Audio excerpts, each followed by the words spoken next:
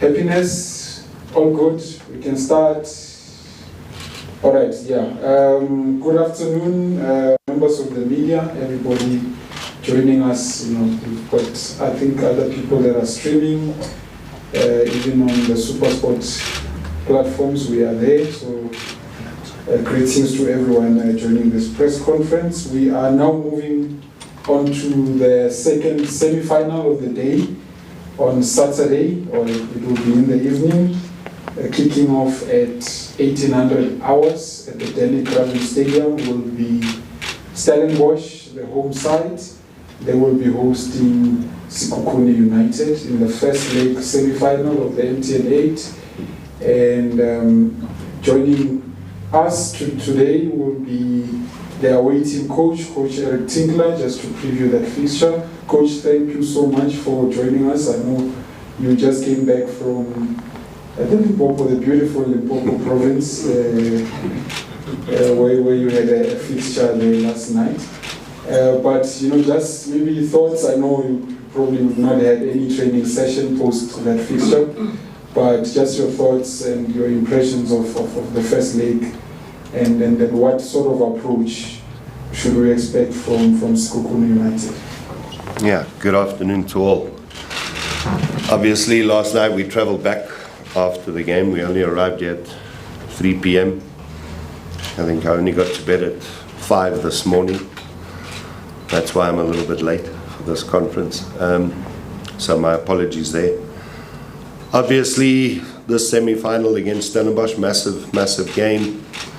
Very, very good team over the past 2 seasons, has surprised many with the performances that they have put on and where they've finished in the league. My personal record as a coach against them is not brilliant, and hopefully we can go there and not only change my fortune against them, but obviously also Sekhukhune's fortunes in terms of trying to reach the MTN 8 final. Not going to be easy, very, very difficult team to play, especially at Danie Craven. They get a very, very good support base when they play at Danie Craven versus when they play at Athlone or at the DHL Stadium. So we know it's not going to be very easy. A team that's really built on the counter-attack. They're a team that looks to play off your mistakes. So we're really going to have to be at our best come Saturday. Thank you, Coach. Okay. Colleagues, I'm not sure if it's just myself. I think I'm getting a bit of feedback. I'm not sure if it's the same. Can we just sort it out? Do we need to move microphones around? Because it will be... I'd rather delay if we need to sort it out first. We need to make sure that we get the right message, as per the words of the coaches here. Yeah, I think it might be the speakers. I'm not sure. Maybe the positioning, if we can... I don't know. Yeah?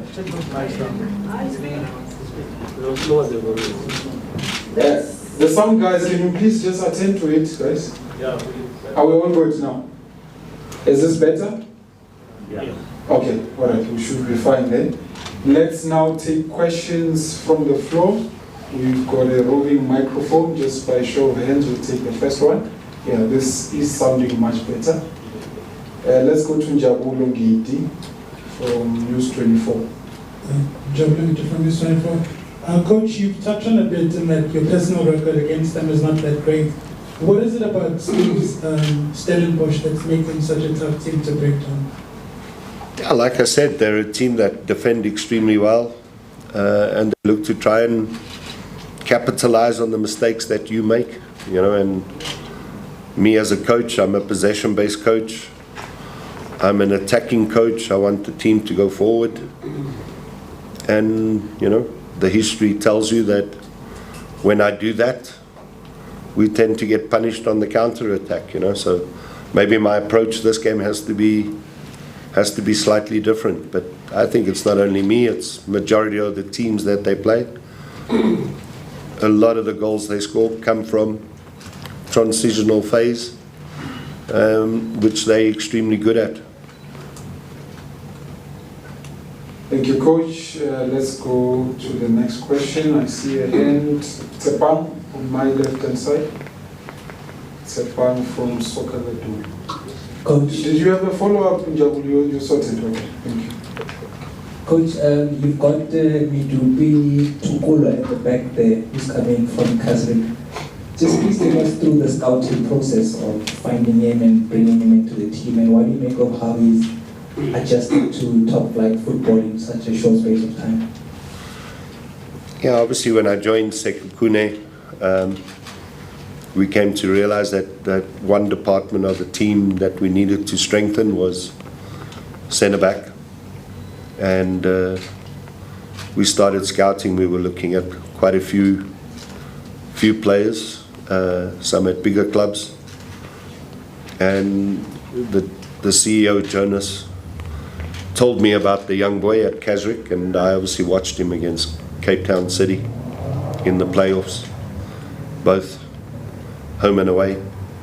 And obviously what I saw from those two matches, I was pretty happy with what I saw, although on the ball I wasn't too sure, because the brand of football that Kasrik play is very different. But the defensive qualities that he showed was very, very good. And I think, I like giving young players opportunities, and I told Jonas, let's sign him, let's bring him in, and maybe he'll be one for the future. We'll groom him. But after a week's worth of training, I came to realize he's actually better than what I thought, and threw him straight in. So I think, he's got a bright future as long as he stays grounded. He's got 2 Man of the Match awards so far. But yeah, too much media attention sometimes can send you in the wrong direction. So hopefully he stays grounded. Thank you, Coach. We'll move on to the next question. Is your hand up? Okay, let's go to Hutato. Afternoon, Coach. Coach, you go into this game with a bit of momentum. You've played 3 games so far that you've seen. You've won all 3 games. Is this an advantage for you heading into this game? I think that your team is more confident now to say that you found your style of play and the rhythm of how you want them actually to perform with the season going forward. I don't think it's an advantage, in my opinion. Yes, we've won these 3 games, but I don't think we've performed extremely well. I think there's still a lot of room for improvement, both defensively and offensively. And as I stated, a team like Stellenbosch, if you give them the ball, they will punish you. And our game last night, as an example, we gave possession away far too easily. As much as we had to ground out the result, and we ended up winning the match, we've shown great character and fight in all the games that we've played, but I don't think that we've performed extremely well in any of the games. And, that can come back and bite you. So obviously that's something that we've made the players aware last night, both at halftime and after the game. Tomorrow we'll obviously just assess the squad, assess the starting 11, but we need to make the players aware that, that's going to be the biggest threat that they will pose, is when we give the ball away cheaply. So, yeah, very happy that we've started extremely well, to win 3 games on a row. But at the same time, my experience tells me that the way we're performing, we need to get better. All right, let's move the mic to Lawrence. Coach Lorenz here from Videski Times. There was some rumors that Keletso Makhawa was a bit unsettled during pre-season. Have you sorted things out with him as a head coach, put your arm around him, Is he in the right state of mind? Obviously, he's played all the games, he's done really well, but going forward for the season, is he in the right frame of mind? Yeah, I think I've had that conversation. We've had that conversation a couple of times already. I tend to disagree. I don't think Coletso's done that well in the 3 games that he's played. First game, yes, he had an assist, but that was from a corner.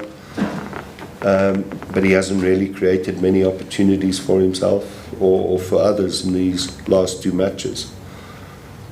There's always those rumours, especially after having been elected as player of the season, most assists, blah, blah, blah. But a lot of that comes down to the media. Not always the media, sometimes it's actually more the agent that starts putting out that information. And we've made Coletso aware that we'll never stand in his way of getting a better contract somewhere else. But there needs to be an offer, and there hasn't been.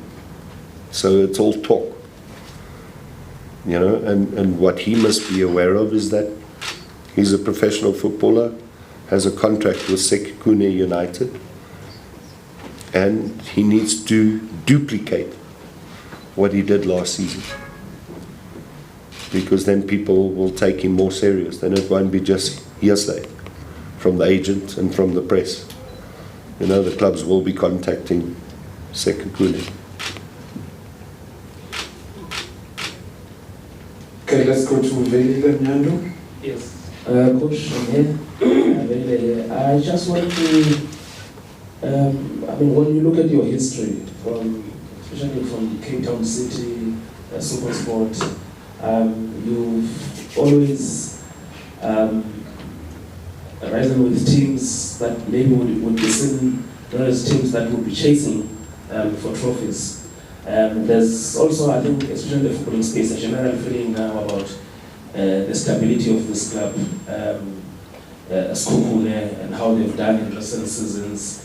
When you look, especially even in the recruitment, this is the balance as well. You feel like now this season, this is really a season where this team should be going for a trophy. Has to. That's the mandate I've been given. So, yeah, I think, you know, we've obviously assembled what we believe to be a strong and competitive squad. We were very busy over the off-season to ensure that we could bring in players of the caliber required, to ensure that Sekhukhune finish in the top 4. Our objective, our aim is to try and finish in the top 3. The chairman has a long-term project for the club and a long-term vision. The introduction of a few more younger players, especially this season versus last season. So, you know, and the chairman is obviously entrusted in me to try and bring success to Sekhukhune United, and that's going to be my purpose and my objective. No different to my purpose and objective when I was at other clubs. I'm an ambitious coach. I want to win things. I want to achieve things. So yeah, we just go on day by day trying to achieve that. Thank you, Coach. We'll take the last round of questions, just by show of hands. We'll go to Temba first. Temba Shalana from Josie FM. Thanks for the intro. Coach, you've got one of the most talented and experienced squads in the league by far. Just take us through you working with them, and what will it take for you not to win this one, looking at what you have in terms of personnel? Yeah, I think the hard part really is what we currently find ourselves in. You know, it's a pity that everything has to be congested and squeezed into 1 month. You know, you're competing for the league and you're playing a massive competition like the MTN8. The recovery process, I can see our performance last night was not great. A lot of it is down to the fact that there's such a congestion. 8 games in the space of a month. is a lot of games, you know, and last night only getting back at 3 a.m, having training now at 1 o'clock this afternoon puts a lot of strain on the players, and it becomes very, very difficult to ensure that you're going to get the best out of each player game by game. So, you know, a lot of hard work on my part, being able to assess who's recovered, who hasn't recovered, who's in the right frame of mind, who isn't, because there's a lot of pressure that the players have to go through. Game after game, every 3 days there's a game, and their expectation is to achieve and win. And that's not easy process, very, very difficult process. But I think what becomes important is how I carry myself.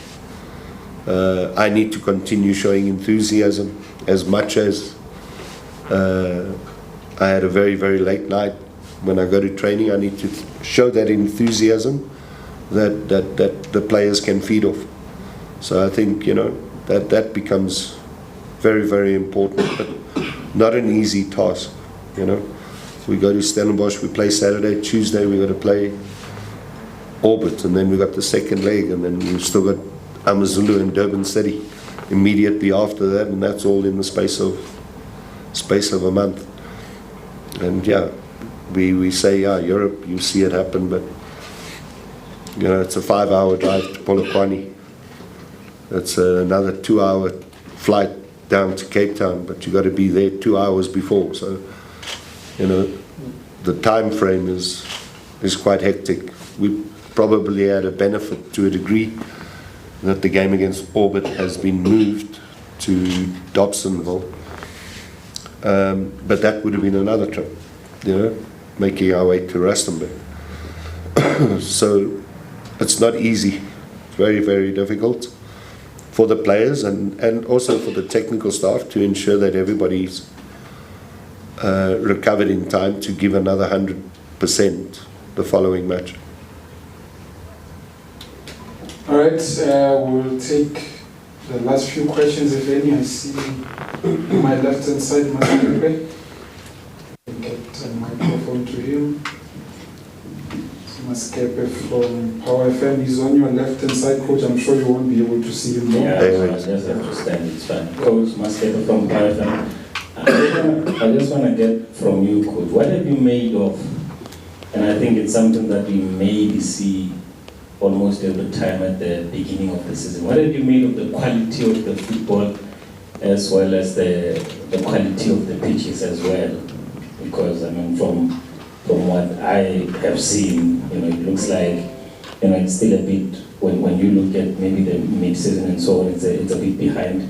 What needs to happen so that even at the beginning we can have, you know, the level of football that, you know, one would be happy with? I think, let me start with the fields. Fields are always a complication in South Africa because we share a number of stadiums with rugby. And that's always going to be a major issue because the standard and the quality of a football pitch versus the standard and quality of a rugby pitch, they could actually play on dirt. It didn't really matter. But football, we need a flat surface. We need a good surface in order to be able to play a brand of football that is going to be entertaining to the fans. When you're playing on a very, very bumpy pitch, it makes playing an attractive game of football very, very difficult for the players. And then people might assume that, you know, the brand of football is poor. I do tend to agree. There's been a couple of games that I myself have watched so far this season where the brand football hasn't been great. Some of it is down to preparation. Some clubs started a lot later their pre-season than others. Some of the stadiums that we've seen, the condition of their fields are not the greatest, which is the reality of South Africa, especially Joburg. We're training on a field in Benoni Northerns. During the winter months, we know the grass doesn't really grow. The pitches are extremely hard because we don't have rain. Versus down in Cape Town, it's a wet winter. The fields are slightly better, those that are in good condition, because there is growth, so it makes it difficult. You know, I look at Bloem, the Free State Stadium. I watched the game there recently. There was competition there, and it took a beating and it wasn't in great condition. Yeah, it's hard, you know. We would like to be playing on better pitches, but it's not easy. It's not growth season yet in Joburg. I know Orlando Stadium, people spoke about that it underwent a process of regrowth, but it's still not in great condition because it's the wrong time of the season. And possibly our stadiums need more time to rest.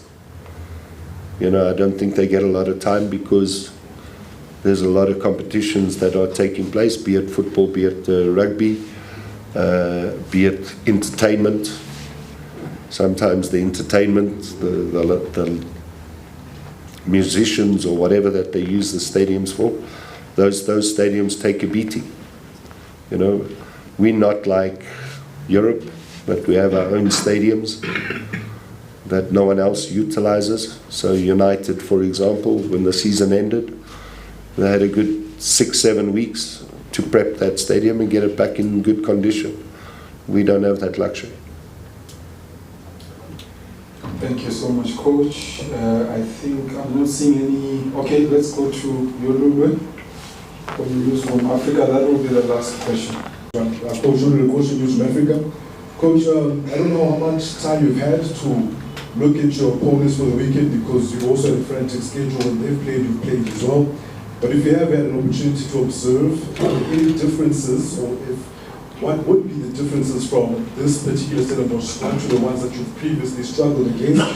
And what aspects would you then be looking at and saying if you exploit those, then you might have a little bit of joy against them this weekend?